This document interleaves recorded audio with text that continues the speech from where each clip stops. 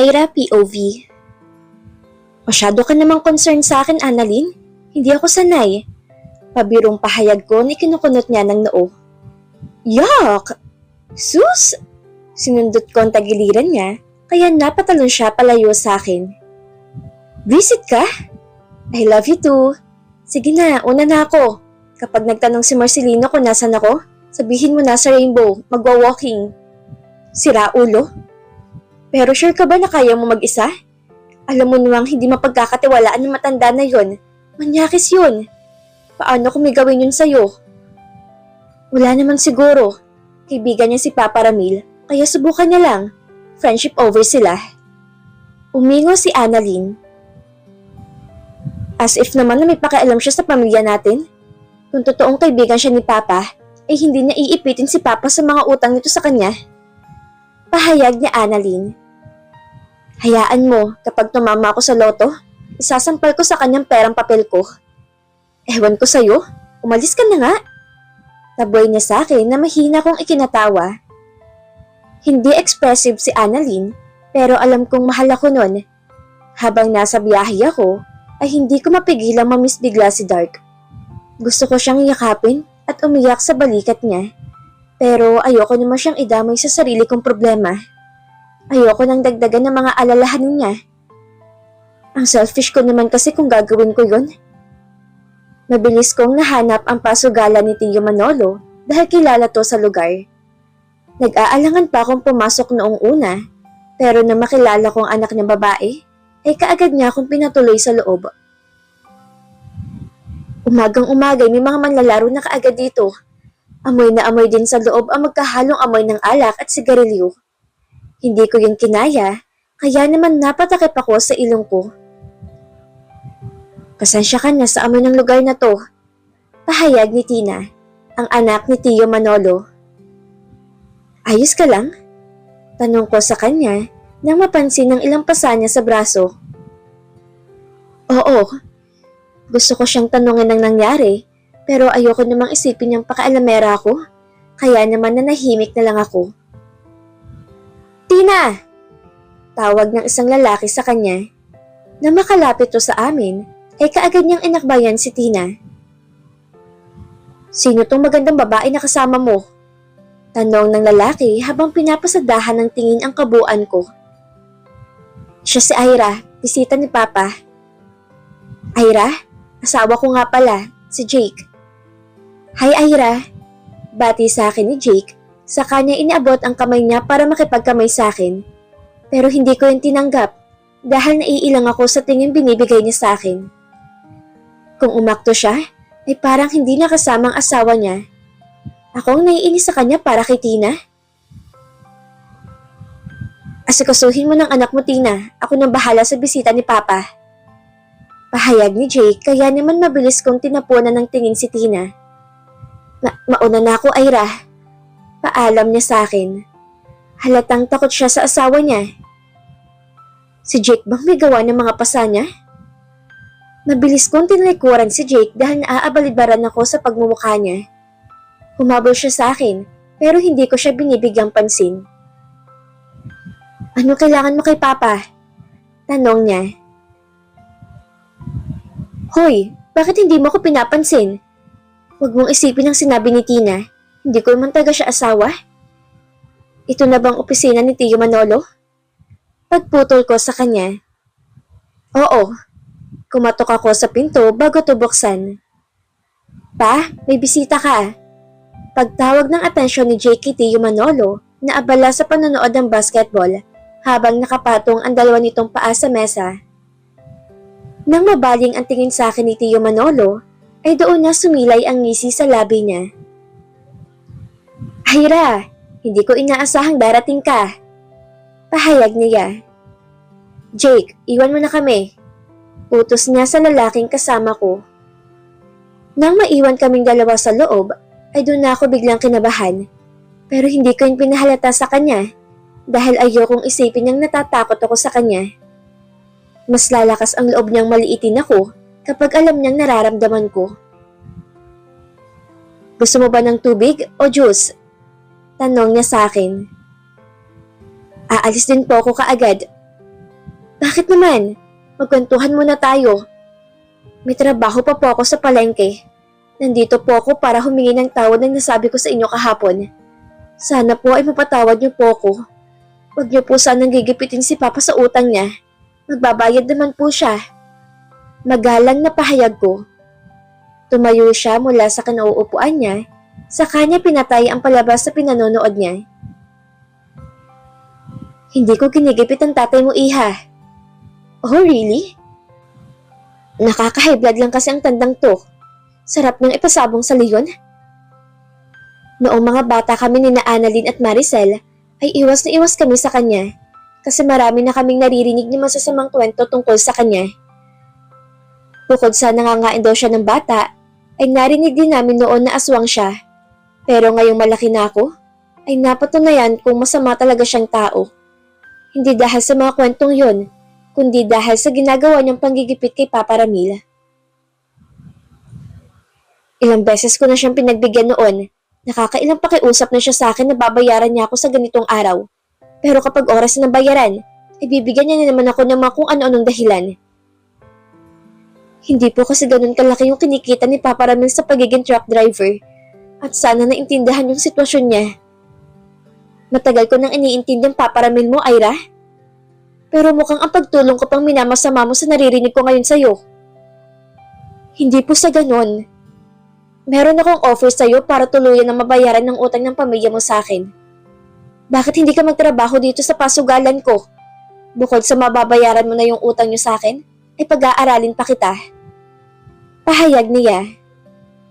Ano sa tingin mo? Tanong niya.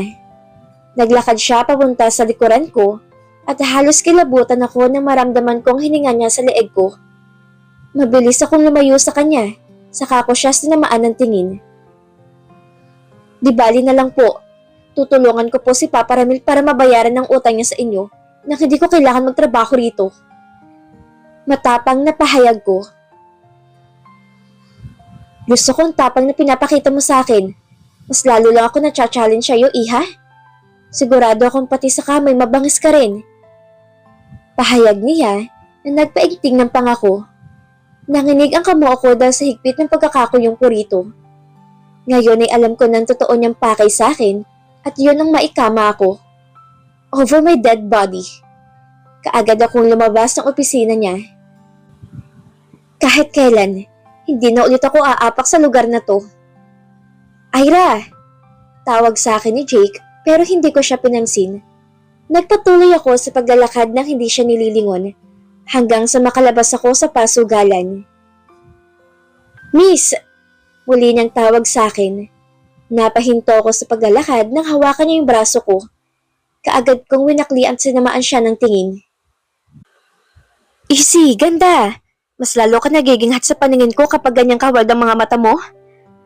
Patawa-tawang pahayag niya. Gusto ko nang maiyak sa inis dahil sa sunod-sunod ng pambabastos na nakukuha ko sa lugar na to. Anong kailangan mo? Free ka ba? Tanong niya na mas lalo nagpaintindi ng inis na nararamdaman ko. Mabilis ko siyang tinalikuran, pero muli niya namang hinigit ang braso ko. Ano ba? Asik ko. Huwag ka na magpakipot, miss.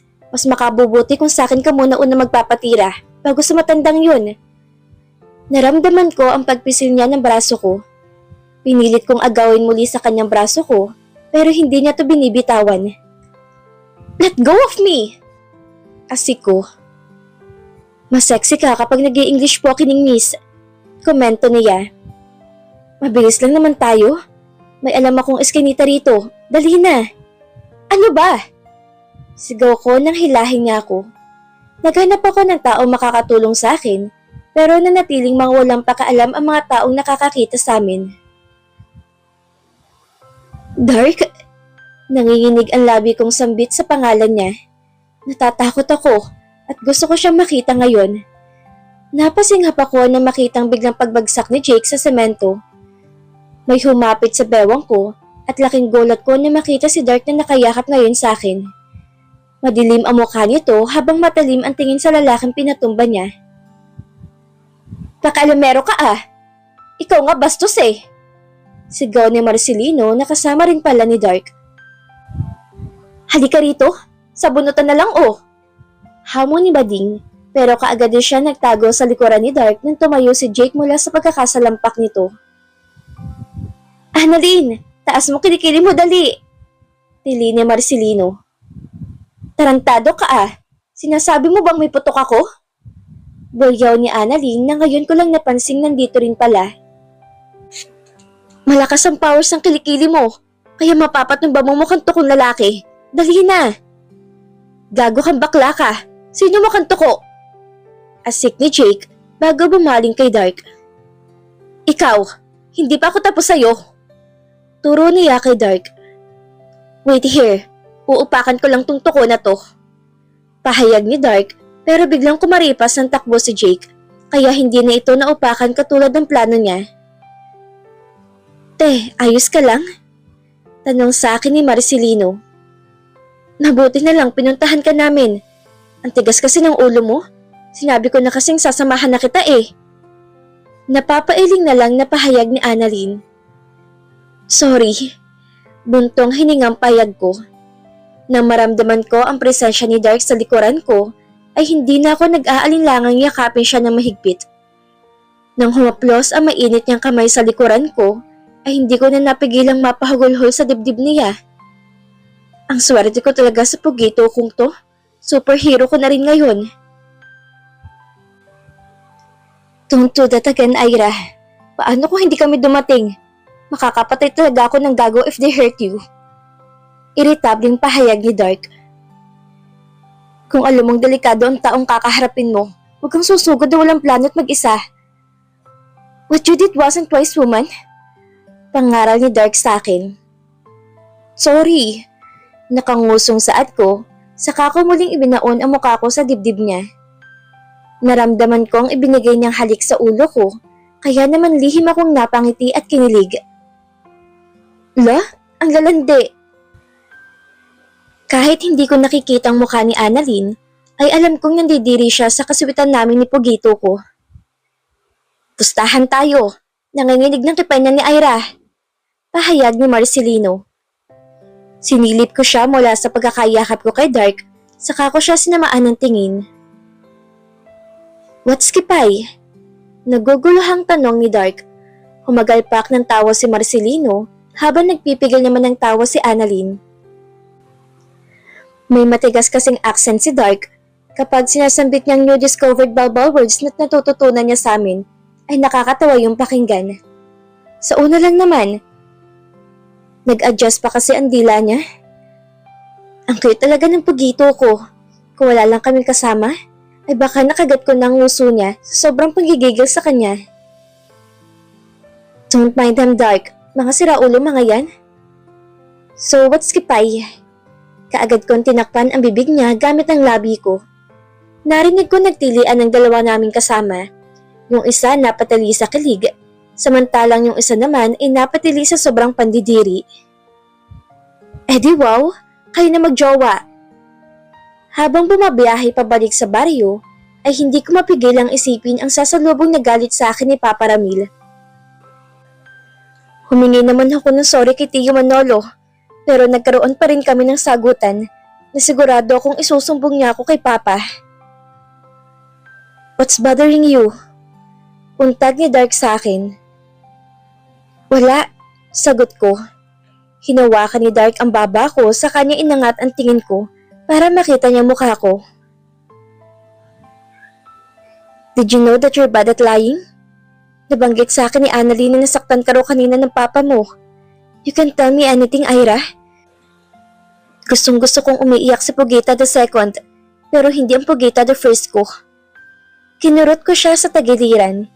Imbis na mapadaing ay tumawa si Dark. Yung pang-comfort niya kasi sa akin ay may halong kabastusan. Isiniksik niya ang mukha niya sa liig ko, kaya naman napangiti ako. Marunong din pala maglambing ang lalaking to. Ira? Don't do that again.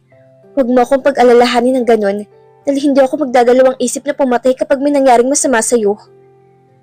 Seryoso niyang pahayag na nagbigay kilabot sa akin.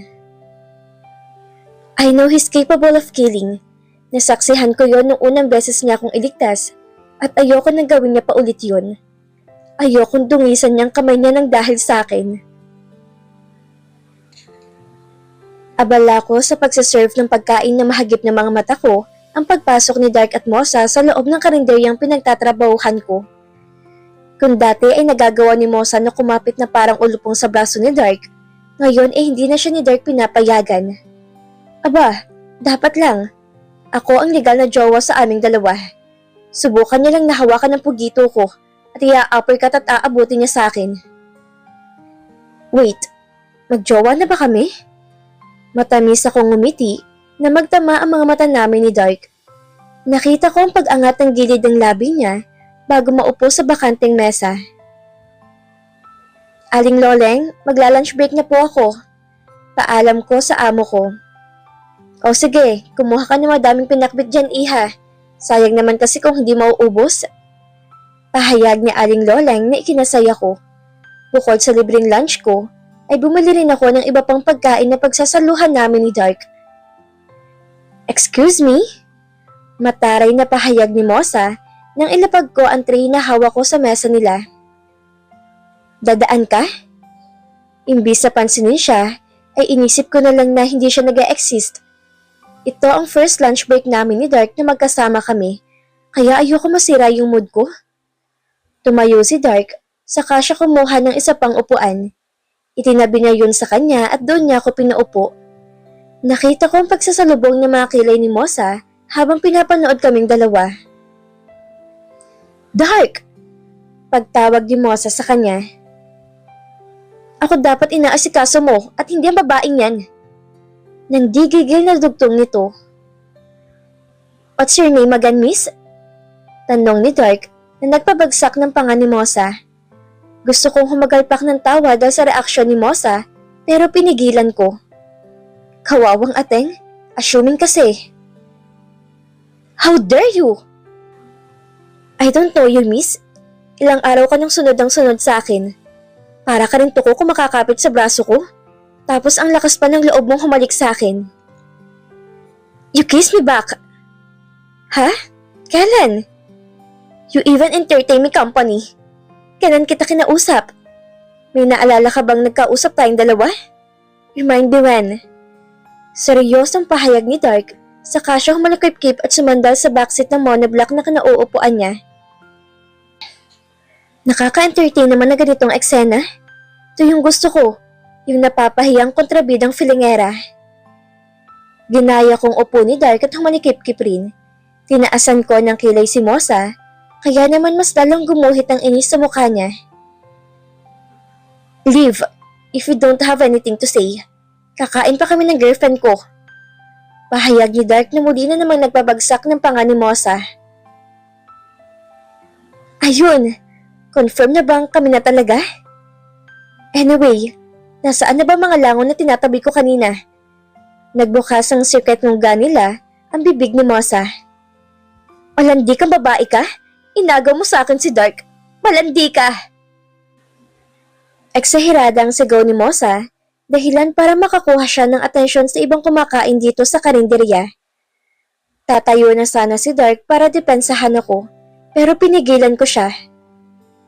Away ng mga babae ito, kaya akong haharap kay Mosa. Tumayo ako at taas noo siyang hinarap. Wala akong inaagaw sa iyo, Mosa. Payong kabaro lang, babae sa babae. Huwag ka mag-feeling na lahat ng lalaki makukuha mo gamit ang katawan mo. Dahil hindi lahat ng lalaki katawan lang habol sa babae. Huwag ka ring asyumera kasi nagmumukha kang tangat desperada. Bago pa man dumating sa barayot nung si Dark, ay may marka ko na yan, kaya hindi siya sa'yo. Hindi! Akin siya! Sa akin! Pagkatapos ng speech ko, ay narinig kong palakpakan ng mga audience namin, kaya naman mas lalong lumakas ang loob kong ipaglaban ng pugito ko. Nang ibaling ko ang tingin ko kay Dark, ay nakita kong proud na ngiti sa labi niya. Dapat may award ako mamaya. Ang lakas na ng loob mong malandi ka? Bago pa man mahablot ni Mosa ang buhok ko, nahapitan ni Dark ang bewang ko.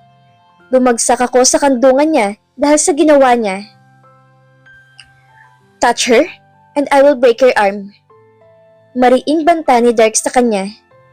Nakita ko ang gumuhit na takot sa mukha ni Mosa bago siya padabog na umalis sa harap namin. Dark, bitaw na. Ang daming nakatingin, no? Suway ko sa kanya na hindi na baka wala ng bewang ko. I'm proud of you. Saad ni Dark sa kanya pinataka ng halik ang lieg ko bago ako pakawalan. Umayos ako ng upo sa kanilingon ko. May award ba ako makukuha? Kasi masyado kong ginalingan ng pagsupalpal sa haliparot na yon. Tanong ko sa kanya habang hinahaplos ang hita niya. Mabilis niyang hinuli ang kamay ko at hinalikan ang palad ko. You naughty Pugita? Behave kaya ako. Giit ko. Let's eat. Mamaya ko ibibigay yung award mo. Pahayag ni Dark, kaya naman bigla kong na-excite. Magana kaming kumain na dalawa, pero mas magana ako kasi may award daw ako matatanggap mula kay Pugito ko. Papaiyakin niya ba ulit si Pugita the second? Ay, ang dumi-dumi na ng utak ko. At dito na po nagtatapos ang kabanata ng ating kwento. Muli niyo po akong samahan sa mga susunod na kabanata na ibabahagi ko sa inyo. Maraming salamat po at ingat po tayong lahat.